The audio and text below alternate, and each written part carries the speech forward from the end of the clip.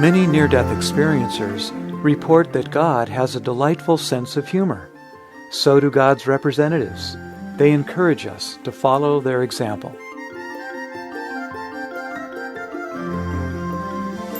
I remember after my experience, I had the simplest situation where two cable guys showed up at my house, and if we talk about what I discovered is the divine having a sense of humor,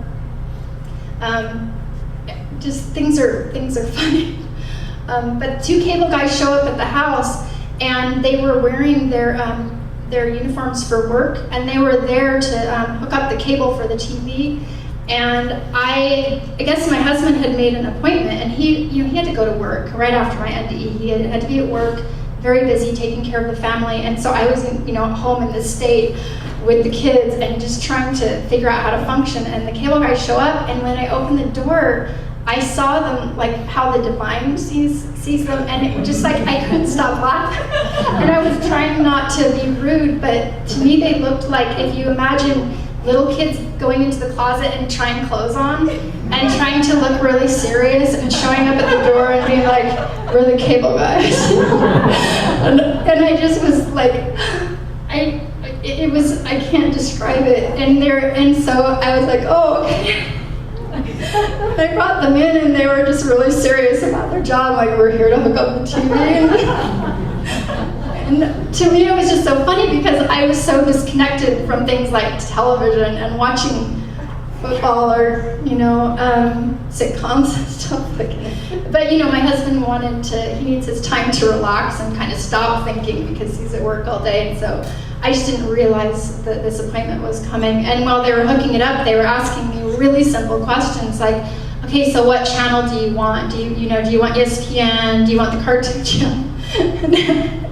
Everything they were asking me was busting me up, and I got to where I felt like I was being rude because they have an important job. There's nothing that isn't important. Everything that people do is a part of their own vital experience, and it's all beautiful, really. It's just that it felt totally different to me. So I had to I told them, "I'm really sorry, I think I'm sick or something." And one of the guys said, did you take, I think he said, is it Robitussin or NyQuil? He said, did you say take some NyQuil?